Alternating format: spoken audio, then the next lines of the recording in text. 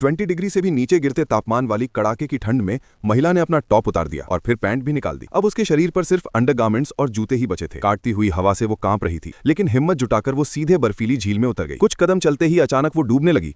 झील की अप्रत्याशित गहराई ने उसे चौंका दिया। वो तुरंत तैरकर किनारे लौट आई। उसे समझ आ गया कि सीधे अंदर जाना ठीक नहीं होगा। उसने कुछ लकड़ियां इकट्ठी की और उन्हें झील में धकेल दिया, फिर दोबारा पानी में उतरी। लकड़ियों की उछाल की वजह से वो तैरती रही। एक लकड़ी पकड़कर वो झील के बीच की ओर बढ़ी। गहरी सांस लेकर उसने नीचे गोता लगाया जहां विमान क्रैश होकर डूब गया था। उसका लक्ष्य केबिन में मौजूद सप्लाई और सैटेलाइट फोन था, लेकिन फोन नहीं मिला और उसकी सांस खत्म होने लगी। मजबूर होकर उसने सिर्फ 2 बैग पकड़े और जल्दी से सतह पर लौट आई। सूरज चमक रहा था, लेकिन लंबे समय तक बर्फीले पानी में रहने से उसका शरीर लगभग सुन्न हो चुका था। वो तेजी से किनारे की ओर तैरने लगी। तभी पीछे से एक जानवर की दहाड़ सुनाई दी। मुड़कर देखा तो एक भूरा भालू कैंप में सामान टटोल रहा था।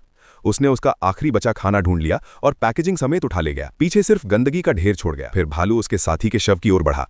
महिला ने पानी पर थपकी मारकर उसे डराने की कोशिश की, लेकिन इससे भालू का ध्यान और बढ़ गया। वो उसके साथी का हाथ उठाकर खेलने लगा। सौभाग्य से भालू ज्यादा भूखा नहीं था और कुछ ही देर में चला गया। किनारे पहुंचकर महिला ने सबसे पहले अपने साथी को दफनाया। फिर कैंप में लौटकर विमान से मिले बैग चेक किए। एक बैग में सिर्फ टैबलेट्स, केबल्स, सिलाई किट, चश्मा और अन्य गैर जरूरी चीजें थीं। दूसरे बैग में सैकड़ों युआन के नोटों के बंडल भरे थे, जो अब उसके लिए बेकार कागज से ज्यादा कुछ नहीं थे। उसे सबसे ज्यादा जरूरत थी पीने के पानी और खाने की। झील का पानी गंदा था, जिसे उबालना जरूरी था। उसने कुछ नोट जलाए, चश्मे से सूरज की किरणें फोकस की जब तक धुआं उठने न लगा। सावधानी से अंगारों पर फूंक मारी, सूखी लकड़ियां डाली और आखिरकार आग जला ली। फिर उसने विमान के मलबे का एक धातु का टुकड़ा लिया, पत्थर से उसे बर्तन का आकार दिया, उसमें झील का पानी भरकर उबलने का इंतजार किया। धातु ठंडी होने पर उसने उबला पानी बोतलों में भर लिया। इस तरह पीने के पानी की समस्या हल हो गई। इसके बाद उसने सिलाई किट से धागा निकाला, उसे एक छड़ी से बांधा और एक बालियां हुक की तरह लगाकर मछली पकड़ने की कोशिश की। हैरानी की बात है कि एक मछली फंस भी गई, लेकिन कमजोर धागा तुरंत टूट गया। मजबूर होकर वो जंगल में खाने की तलाश में निकली। ज्यादा दूर नहीं गई थी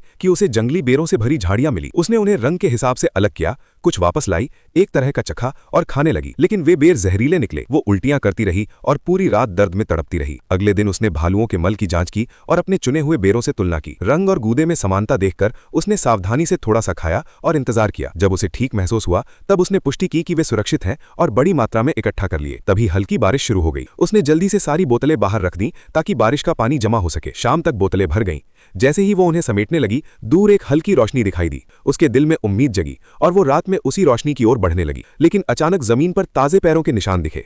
उत्सुकता में वो उनका पीछा करने लगी। थोड़ी दूर जाकर उसे एक प्लास्टिक बैग दिखा जो उसने पिछली रात छोड़ा था। चारों ओर नजर दौड़ाई तो उसे समझ आया वे पैरों के निशान किसी और के नहीं, उसके अपने ही थे। घबराहट में उसका दिल तेजी से धड़कने लगा। उसे एहसास हुआ कि वो गोल गोल घूम लगी थी और इस वीराने में फिलहाल वो बिल्कुल अकेली थी।